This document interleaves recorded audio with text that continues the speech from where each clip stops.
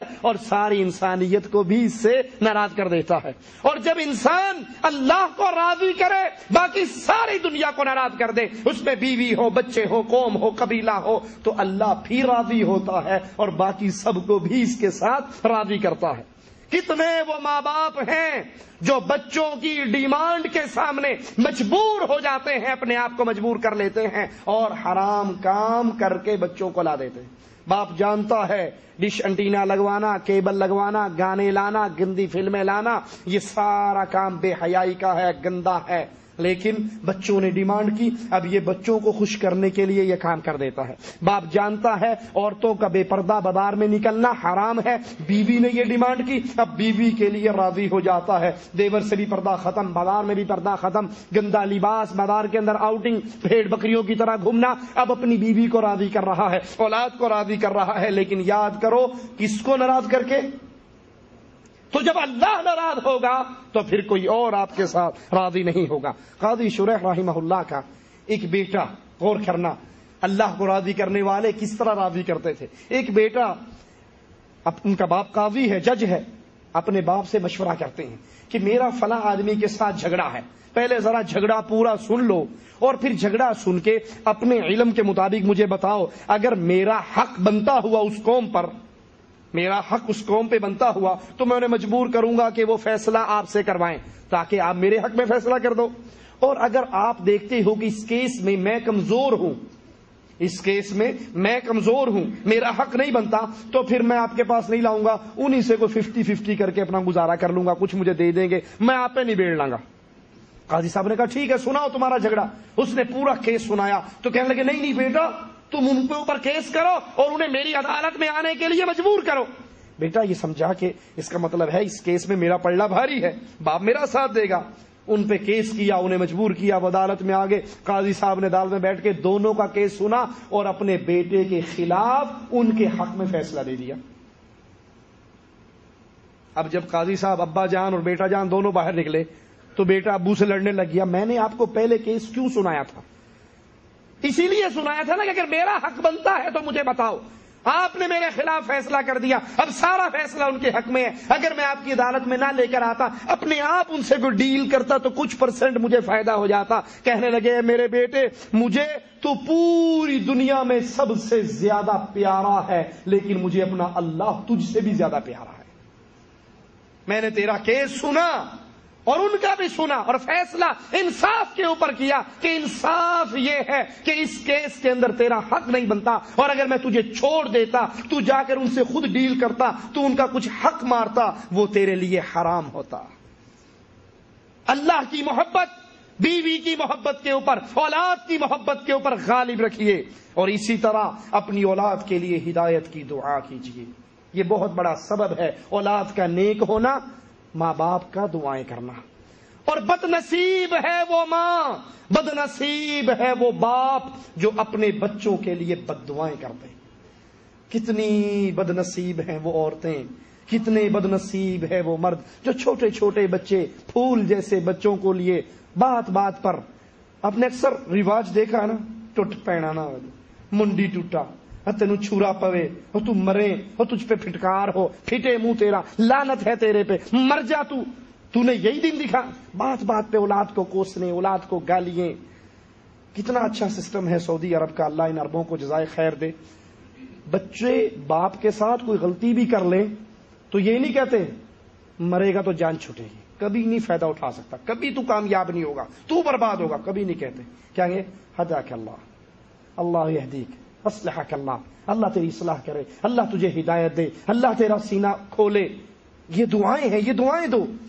اولاد کو بد دعائیں نہ دو. پتہ نہیں کون سی بد دعا ماں باپ کی اولاد کے لیے قبول ہو جائے. جب کسی بری بات کو دیکھو اولاد کو دعائیں دو، اسے ہداک اللہ کہو، اللہ یہدیک کہو، اللہ تجھے ہدایت دے.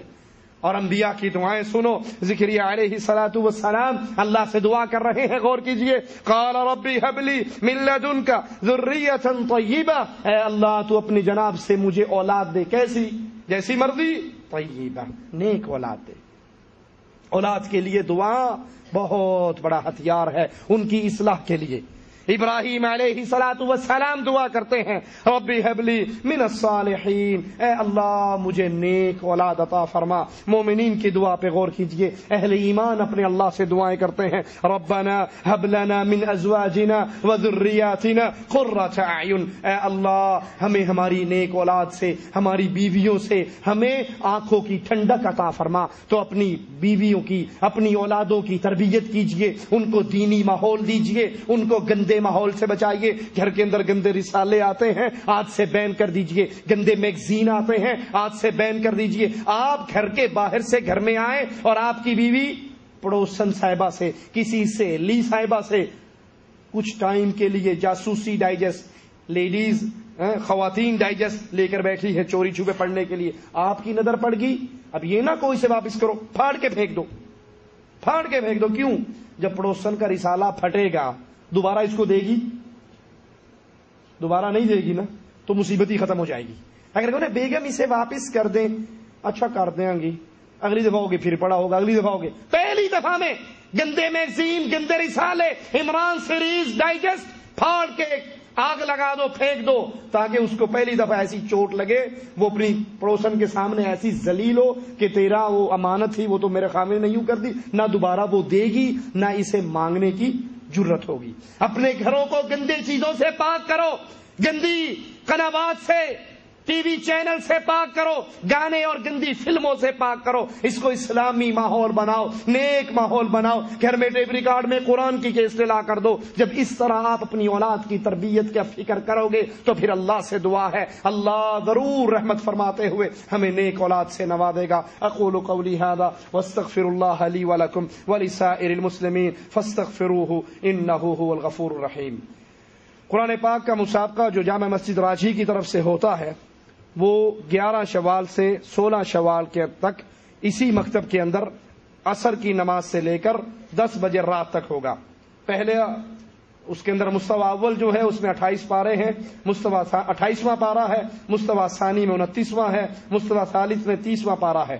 اور مسابقہ رمضان جو اردو میں ہندی میں دونوں زبانوں میں ہوتا ہے اسی مکتب کی طرف سے، وہ کل جامع مسجد راجی سے جو شیخ آفتاب صاحب کا درس ہوتا ہے جمعرات کو، اس میں وصول کیا جا سکتا ہے، یا رمضان کے دوران اسی مکتب سے آ کر بھی لیا جا سکتا ہے۔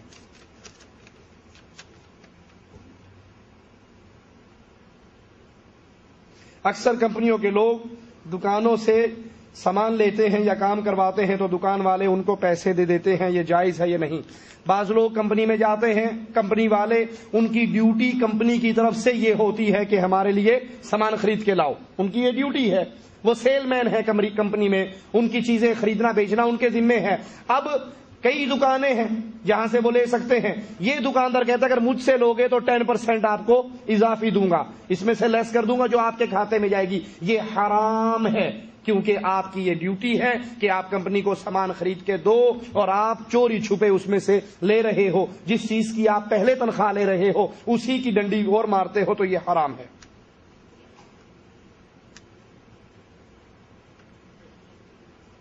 اور اگر دکاندار پوچھ لیتا ہے کہ آپ کو چاہیے، اگر چاہیے تو وہ بل بناتے ہوئے زیادہ پیسے لگا دیتا ہے۔ ایک دکان پر میں گیا، وہاں پر لکھا ہوا بورڈ لگا ہوا ہو کہ قیمت سے زیادہ فاتورہ نہ مانگا جائے، ایک چیز کی قیمت 100 ریال ہے اور وہ فاتورے کے اندر 150 کروا کے 50 جیب میں ڈال دے، یہ بالکل حرام کام ہے۔